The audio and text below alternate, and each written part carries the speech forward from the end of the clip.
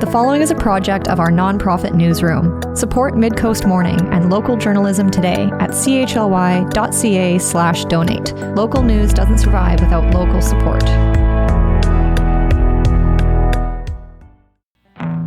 Hello and welcome to Mid-Coast Morning. I'm Joe Pugh. A public hearing on the potential rezoning of lands near Cable Bay Trail packed the Vancouver Island Conference Centre Thursday and is set to continue this week. Around 68 people spoke to the matter, with 24 of them calling in to the hearing. The conference centre's Shaw Auditorium was over capacity, with more than 200 people in the room and hundreds more in the lobby outside when the meeting opened. Nanaimo City Council also received 907 written submissions to the public hearing, per city staff. At issue is a rezoning bylaw. It would see close to 75 hectares of land near the southeastern edge of Nanaimo rezoned from rural resource AR1 zoning to industrial I4 zoning. AR1 provides agriculture and rural uses on larger lots without urban services.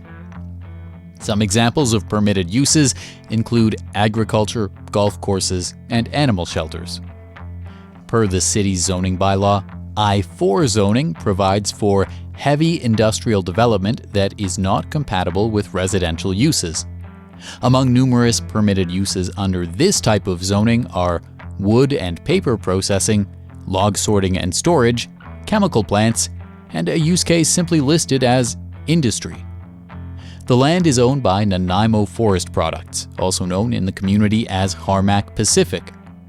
The rezoning application also includes provisions for a site-specific use for agriculture, with one section of the lands anticipated to play home to a greenhouse and housing for temporary farm workers. The parcel of land in question is located directly west of Cable Bay Trail.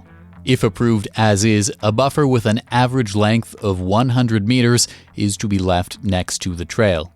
In some places, limited industrial use is forecast 50 meters away from the trail, according to a site map.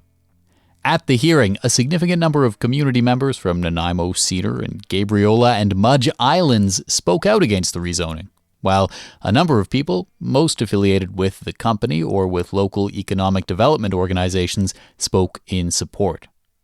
Among concerns raised around the rezoning were potential impacts of zoning on the trail and the nearby marine environment, as well as concerns around a lack of clarity for the public about what specific industrial uses would eventually occupy the lands. On today's program, we'll bring you sections of the public hearing, including concerns raised by community members and information provided by Nanaimo Forest Products representatives about plans for the site. At the opening of the public hearing, Nanaimo Forest Products CEO Paul Sadler addressed those assembled. Here's some of what he said. Since we took over the mill in 2008, we've worked hard to diversify our business because the pulp business is challenging and notoriously volatile. Harmac purchased the subject property and in our continued quest to diversify our business and help address an important need for the community. Nanaimo was desperately short of industrial land, and Council initiated this process when approving the official community plan in 2022.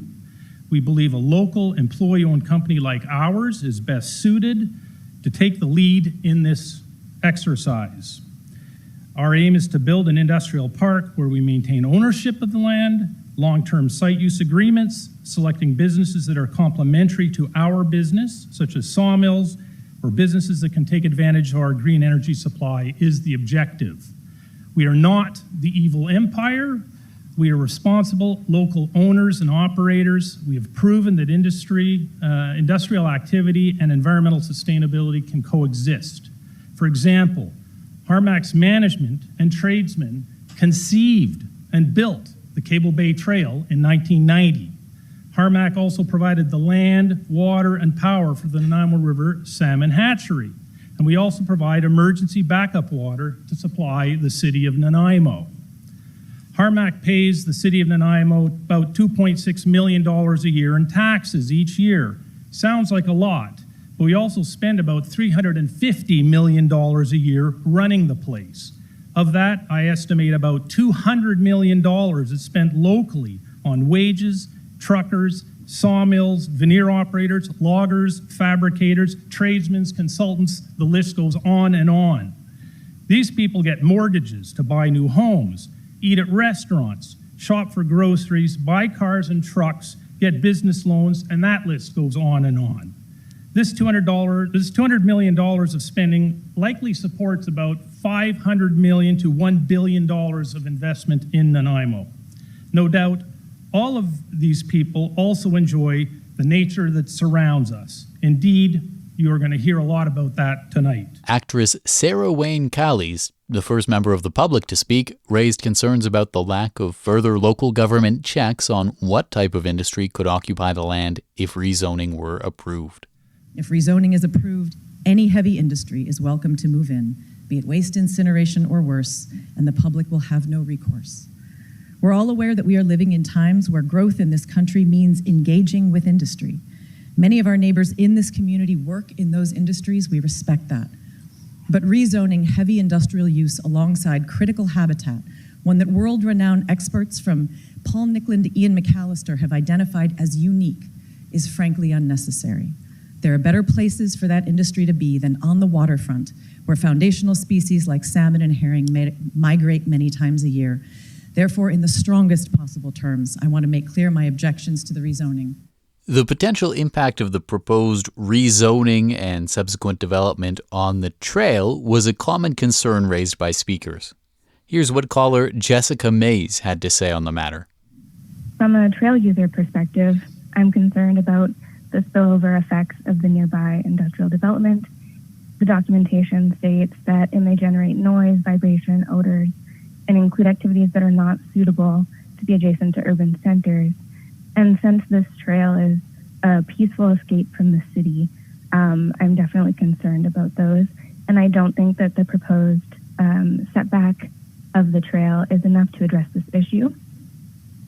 And so I urge council to consider this in their decision, and that the average 100-meter buffer is not sufficient. A larger buffer that is not average is absolutely necessary. Cheryl Bancroft, who's been involved with the group Save Cable Bay, called for Harmac to work together with members of the community on a compromise. Harmac has been a very good community corporation and with the Cable Bay, and I ask that they consider the needs of the Cable Bay users, that we actually get into some conversation about listening to each other and come to perhaps a balance in this proposal, which I think should not be going forward as it is. Frank Krusel, a director with Nanaimo Forest Products, suggested community stakeholders and local governments buy lands to the east of Cable Bay Trail. I live in Cedar, and I am a director of Nanaimo Forest Products, and of course support the rezoning. We've had a need to diversify our business, hence why we are here tonight. The trail is 10 acres. We have donated through the buffer zone 27 acres, over 2 times the existing Cable Bay Trail. To the opponents, Save the Cable Bay Trail, I say we are not destroying the trail.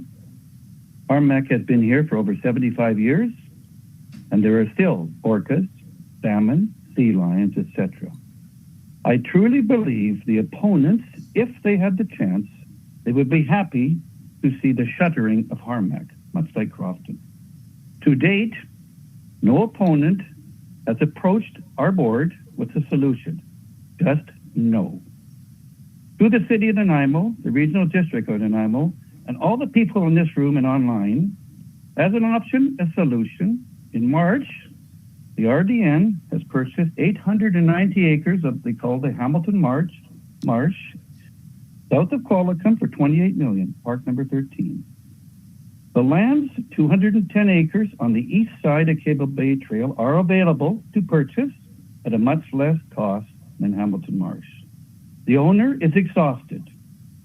The land is untouched. We were offered the land at the board, and I personally said, no, I don't want to get involved in that. Maybe, just maybe, the city, RDN, and all of the Nanaimo people and all the people in this room would be interested in pursuing that land to keep it as a park number 14 of their RDN or Park Nanaimo. A win-win for all. A Gabriola Island resident spoke out against the proposal, calling for more environmental protection enshrined in the rezoning bylaw. I have a great deal of respect for what the CEO from the Nanaimo Forest Products said in their wanting to be green. Let that be reflected in the zoning. It's not reflected in the zoning as it's proposed. It's open for potential for being disastrous. Two points about the land itself, and that is there's a measure in there that says wetlands within 15 meters of will be protected. 15 meters? That's 45 or 50 feet. That's nothing when you've got a big industry right beside it. And the other one is the Gary Oak habitat, which is an extremely rare habitat, and there's no protection mentioned for that habitat in the rezoning. So again, I'd just like to say I strongly oppose this, and I think you'll find a lot of Gabriola does too. Deanna Fort of the Nanaimo Climate Action Hub invoked the city's donut economics model in raising concerns about the rezoning proposal. The Nanaimo Climate Action Hub does not have an issue with industry or development when it's carried out within the parameters of the Nanaimo donut economic model and in a manner that reflects the urgency of the climate crisis. As the Mayor and Council know, the City of Nanaimo officially declared a climate emergency in 2019. In 2021, British Columbians felt the devastating consequences of the climate crisis. From the heat dome in June, killing 600 people, to terrifying wildfires, followed by a series of several floods causing billions of dollars worth of economic loss. That 1 year highlights the economic, social, and environmental devastation caused by a changing climate, and is why every decision must be made within this context, using the Nanaimo donut to guide us. The reimagined plan, Schedule 6, DPA1, designate the land at 950 Phoenix Way as land containing terrestrial, environmentally sensitive areas. Yet, there is no other area within Nanaimo that appears from the map to be as large. And it does not indicate an abundance of environmentally sensitive areas. This is a vitally important area that contributes to the City of Nanaimo's healthy environment and tree canopy. Unfortunately, the City of Nanaimo is struggling to meet the minimum tree canopy targets. The November 28, 25 monitoring report concludes that we're not meeting our target and are also lagging far behind in reducing greenhouse gas emissions. Lack of progress on these metrics affects how well our community will do as climate change intensifies. Colin Stansfield, CEO of the Nanaimo Prosperity Corporation, which is the city's economic development agency, called into the hearing to support the rezoning. At the national and provincial levels, the signal is consistent. Industrial lands are economic infrastructure supporting supply chains, trade, and goods movement, and must be protected and expanded to ensure the economy has room to grow. At the municipal level, your own policies are unequivocal. The economic development strategy calls on the city to protect and expand employment lands as a core priority. The city plan reinforces this, positioning Nanaimo to leverage growth to increase livability and economic opportunity. And through the Integrated Action Plan, Council has committed to coordinated, opportunity-focused decision-making. So the direction is consistent. We need industrial land, we are short on it, and we have already committed to protecting and expanding it. Forest scientist and Nanaimo resident Trevor Jones spoke against the rezoning. I'm a longtime forest scientist and educator with a PhD in forest resources management, and I've worked with a variety of partners around the world, including here in coastal BC, to characterize forests and improve their management. And I am in strong opposition to the rezoning. The area in question is part of a unique, important, captivating, cherished, rare, and well-used and enjoyed collection of interconnected marine and terrestrial ecosystems. While I absolutely acknowledge the importance of economic development and associated opportunities, I share the concerns of many regarding the proposed industrial rezoning in its current form. There's a lack of clarity regarding what may eventually be permitted and the potential impacts on the area in terms of the land, the air, the water, the humans, and the wildlife. Furthermore, as a forest scientist, I'm very concerned regarding the proposed dimensions of the variable size buffer, the lack of clarity regarding how and why this has been defined as is. I've personally measured out and assessed many 100 by 100 meter plots in forests around the world, including in coastal BC, and I'm intimately familiar with what buffers of that size look like. My concerns center around ecological integrity and the many ecosystem services and the biodiversity associated with the area. Any buffer size should be grounded in a transparent multi-criteria analysis which goes beyond what's currently available in the proposed buffer as it exists. Given the potential significant impacts of heavy industries on the area and the many concerns of so many in the area, it is my sincere hope for more specific and detailed information. Nanaimo Elder Bill White shared some concerns around the rezoning. I just want to mention that we're here not speaking on behalf of ourselves. We represent 2,000 people. And I was on council in the 70s, and you know, it never dawned on us that Harmac and any of the other industrial mechanisms were interested in hiring our people. At the moment, you know, when we were analyzing the Sarlacume Treaty, the Sarlacume Treaty drew lines around our reserve. Our people never, the lines and the wood and the fence concept is a Western concept. It came with the immigrants in 1854. We didn't do fences around our properties. We had to go outside of our reserves to hunt, to fish, and for the benefit of our women who gathered food, who gathered medicines, who gathered materials to make ritual and ceremonial gear. What that small piece of land is basically what's left of our natural territory, and it would be an abomination to take that away for more economic development. Nanaimo, our chief and council are really cognizant and agreeable to economic development as long as it doesn't interrupt with our Sarlacume Treaty and our right to protect the land and the young who come after us. Nanaimo Elder Geraldine Manson said consultation between Harmac and Nanaimo First Nation has not been completed. I want to talk about the issue around the archaeology reports, that there are several other technical reports in addition to the report that SFN still has not reviewed because Harmac has delayed engagement with our leadership for almost the entire year. Last year, 8 months went by before Harmac responded to the nation. Harmac has not agreed to provide capacity funding to SFN to the nation, so the nation may become informed about all the technical reports and make it free prior to informed consent. Also, where there's a section in March 23rd staff report, you are showing a city plan section on recognition and respect of Nanaimo rights. The section of the Nanaimo official community plan and its relevance here. Why does the city in Harmac think their rights override Nanaimo's? Why are we unable to work together? Why can't the city uphold its commitments to Nanaimo, the protocol agreement, the OCP, and the facilitation table under Section 35 of the Canadian Constitution? Midcoast Morning is part of our nonprofit newsroom project, supported by listeners like you. Keep this program on the air by funding it today with a monthly sustaining donation at chly.ca/donate. We've got tote bags and shirts if you need an incentive. On today's program, we're bringing you excerpts from a packed public hearing on the proposed rezoning of lands near the Cable Bay Trail, close to Nanaimo's southeastern border.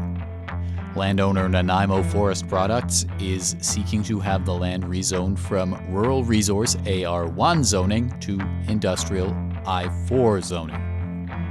Nanaimo's official community plan envisions the lands as being rezoned to industrial A report from Colliers International last fall said the vacancy rate for industrial land within the city of Nanaimo was 0.74%, well below the rate in Vancouver and Victoria. On Thursday evening, an overcapacity crowd packed the upper level of the Vancouver Island Conference Centre, with several hundred in attendance at the public hearing. Following a break just past the midway point of the hearing, a representative from Nanaimo Forest Products spoke to the company's negotiations with Nanaimo First Nation and shared more information about the company's vision for the area. Hi, my name is Ryan Prontak, and I'm an employee with Harmac Pacific. I'm the engineering and maintenance manager, and also look after a lot of business development activities, including this application in front of you. Two things I want to talk about. One is with respect to the SFN. We have been in negotiations with the First Nations for quite some time now. We have not concluded those, and we're continuing in good faith to try, and we're meeting on a regular basis concurrently with this process. I want to provide a little more detail of what our plans are for the site and what we're trying to do there. Our main goal is to create an integrated forestry hub where we can both create and partner with others on business opportunities that have synergy with our existing pulp business. Now, the best way to accomplish this would be to attract a sawmill to our site. It provides residuals and pulp for sawdust, chips, and bark that we can use in our process. And there's opportunities for that. There's a lot of timber available on the island that can be reallocated, and we're working with different groups to try to bring that to our site. Now, in addition, we'd like to create more value-added opportunities where we can have engineered wood products. So this could be CLT manufacturing, engineered lumber products, and even prefabricated homes. So our whole intention is primarily to create this hub of activity that will help build on itself and create opportunity for Nanaimo, and obviously support our existing businesses. Now, we understand that that's not going to be easy to do. Obviously, the forestry industry is in a tough time right now, and it's going to take a long time to build this out. We're also interested in working with the expansion of the Port Authority. So, you know that DP World, and in combination with the SFN and the Port of Nanaimo, have a $100 million expansion in place, and we're in talks with them to see how we can support that through logistics and warehousing. So that kind of just builds into the plan, and we try to bring something that kind of all ties in together. A third thing that we're looking at doing is adding greenhouses. Now, greenhouses may not be an obvious thing to look at, but when you look at the synergies between the energy and different aspects of what the pulp industry can provide as an offshoot, it actually meshes quite well. And we're going to have someone here today to speak a little more about that and give you a little more details. Stephen Newell of BC company Windset Farms spoke about the greenhouse he's hoping to have incorporated into the lands in question. And Nanaimo is our choice because one of the things that we're trying to do in times of climate change that we're in and concern for sustainability, we're trying to use things like waste heat, waste carbon dioxide to grow and with a carbon neutrality angle. We also want to produce close to market, so we don't have to truck this product, we don't have to ferry the product, and be able to supply people on the island with the freshest possible product. And that's a long-term business. It's a recession-proof business. People have to eat.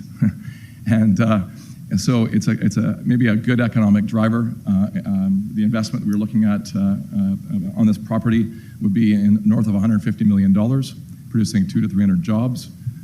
It's quiet, it's dust-free. We use sustainable electricity from BC Hydro and from Harmac's power boilers if we got this project off the ground, and we'd heat it for free with the waste heat they produce. Andrea Stevenson raised concerns about perceived obsequious behavior on the part of some members of council with respect to Harmac at a December meeting. Representatives from the company had come to speak out against a motion from Councillor Paul Manley that sought to investigate making certain emissions-heavy industrial land uses require site-specific approval. Here are some of Stevenson's comments. I oppose this rezoning as I don't think it has been represented by those requesting it in good faith. On December 15th, delegates from Nanaimo Forest Products and Harmac employee owner groups spoke to the City of Nanaimo Council. Frank Crusoe from NFP thanked the mayor, or Leonard, as he called him, for kindly taking care of his 93-year-old friend. He accused a doctor of being a paid activist, and Bruce Martin from Harmac said he was not a lobbyist while performing the definition of lobbying. I watched most of the council ask the delegates softball questions that were often complimentary of these businesses, while Mr. Crusoe offered to have further chats with council behind closed doors. Legitimate concerns representing the concerns tonight were shut down as too political. As elected officials, you're accountable to all 100,000 taxpaying citizens of Nanaimo, and hopefully you will find a sense of responsibility towards citizens of the surrounding areas who will be directly affected by this rezoning and who also pay taxes. A few people will benefit from this rezoning, but we all will be impacted by this change. There are some dollars to be gained, but at the expense of the health of the environment and the people of Nanaimo seems like too high of a price to pay. Thank you. One of the final speakers of the evening was Robin Tegels. The problem with changing the rezoning is it becomes a very big open door. I think with restrictions, it could be okay. With a larger buffer zone, it could be okay. My background is both biology and mental health counseling. I think it's really important to hold on to these precious areas. I'm not against jobs. I'm not against industry done correctly in the right place, but this is very close to where I live. I already smell Harmac. I already hear their throb, throb, throb at night. And I'm not saying that you should shut down the mill, but I think this has to be very closely considered what steps are taken to make this work. I'm for consultation. I don't want this to move fast forward. I want it to be put into something with all the stakeholders, because I am a stakeholder in this place where I live. The public hearing adjourned at 11 p.m. Thursday. It's set to continue Wednesday, April 22nd at 7 p.m. at the Vancouver Island Conference Center's Shaw Auditorium. That's our show for the day. Thank you for joining me. I'm Joe Q, host and producer of Midcoast Morning. Jesse Woodward is our executive producer, and Arby Frew is our technical advisor. You can sign up for CHLY's newsletter at chly.ca/subscribe. If you have a story you'd like us to cover, you can email us at news@chly.ca. Our theme song is First One by local Nanaimo band Waste Management. That's all for now. We'll talk to you on another Midcoast Morning. This program gives thanks to the Nanaimo First Nation as we broadcast and podcast from their traditional territory. Thanks for listening.